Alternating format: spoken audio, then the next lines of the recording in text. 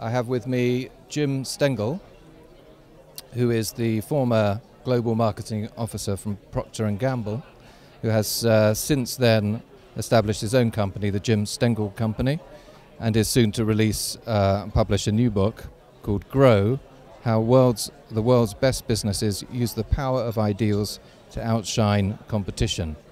Jim Stengel has just spoken at the conference, and I have 3 questions to put to him. So welcome, Jim Stengel. Nice to be here. Thank you.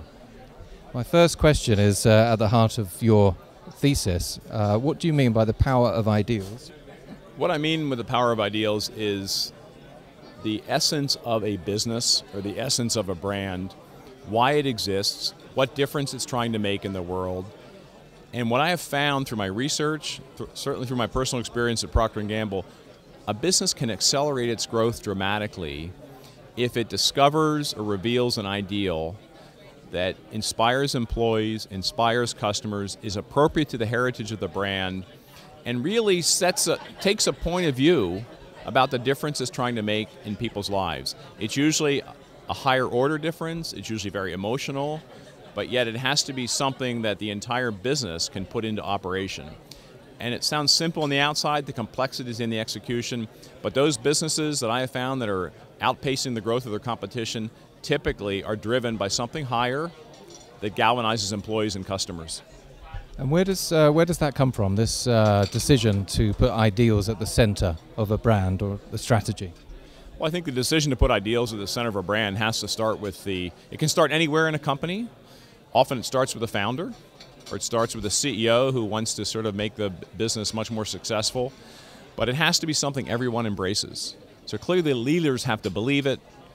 You take a brand like Discovery Communications, John Hendricks, the founder, he believes and lives curiosity. He's relentless about satisfying the urge to discover answers to the major questions in our world. And his entire organization lives and breathes that, down to the ad salespeople. So I think it has to be throughout the organization, it has to be owned by leadership, and it has to be something you can never be complacent on. Because when you are complacent, you lose sight of it and you start doing the wrong things. And presumably there has to be an authenticity behind it. You really do have to believe in the ideals that you're proposing. Well, the ideal has to be authentic, and I would even say almost all ideals are somehow related to the origin of the business or brand. And too often we don't go back to our heritage. We don't think about, why did a founder start the company? What was the original inspiration? What was the original idea behind it? So I counsel many brands when they're saying, well, how do I do this? How do I discover a higher ideal, a higher purpose? I said, well, let's go back and look at leaders over time. Let's look at what they wrote about. Let's look at what they cared about. Let's look at why the business started in the first place. There's often insights there that are still relevant today. And you mentioned the Pampers brand at Procter & Gamble, a very powerful example. And could you say something very briefly about that? Well, Pampers, to me, is a great example of a brand that lives by its higher ideal. It's a personal brand to me because I worked on the brand in the late 90s and the early part of 2000. It was the last brand I worked on before I was Global Marketing Officer. It was a brand that was in trouble. It was a brand that was operating against a very functional benefit of dryer diapers, which is a fine benefit that has to deliver that. But when the organization adopted this mentality and this culture that we want it to be about improving lives for babies and moms around the world, helping mothers, being an advocate with mothers in her baby's development, everything changed. The culture changed, the products changed, the communication changed, and the brand rocketed to growth, and it became a brand within the Procter & Gamble portfolio that people wanted to be a part of. People within P&G wanted to work on that business, and years before that, it was not a brand that attracted the top talent. And this, you've spoken about igniting a movement or being part of the igniting of a movement. Could you talk about that a bit, please? Well, my mission in my life right now is to work with people throughout the industry to try to lift the performance of our brands and businesses by focusing on higher ideals. It's more powerful if more people do it. There are many people who believe in these ideas, but yet it's not how we run our businesses every day. So I want to inspire many. It's why I'm doing a book, it's why I'm teaching, it's why I'm speaking at conferences like this, because the more people who somehow see this and go back to say, I'm going to do something differently because of this, brands will get healthier, consumers will be happier, and I think business will be seen as a better place to be You know, it'll be more aspirational for young people to be part of business. I can't do it alone, nor do I want to do it alone. I think it's very exciting to be part of this movement. And I have many, many friends who believe in this. I reach out to them.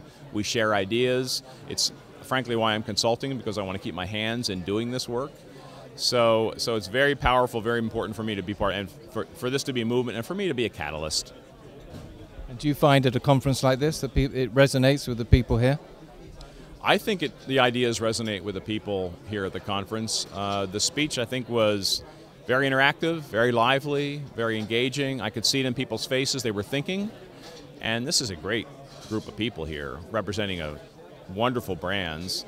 And I'm impressed with the seniority of the group here, the intelligence, and the desire to do things differently. So, yeah, it's been great being here. I look forward to talking more with people one-on-one. And you mentioned the importance of changing behavior, obviously one of the toughest challenges that you have to undergo. So how does that happen? Well, I think all of this is academic unless we change behavior. So you need to start with a higher order ideal. But in my experience, you need to build it into the measurement systems, both external measurements and internal measurements, to get the behavior change you need. And so I like to look for, are we measuring the ideal in everyone's individual performance? Is it part of their compensation? Is it part of what we talk about with investors, that we are measuring these kinds of things?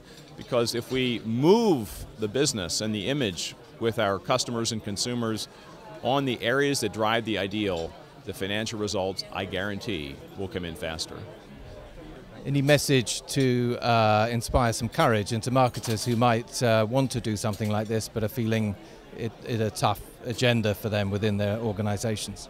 Well, my advice to marketers is take this on, talk to their teams about it, talk to their boss, talk to their CEO about it.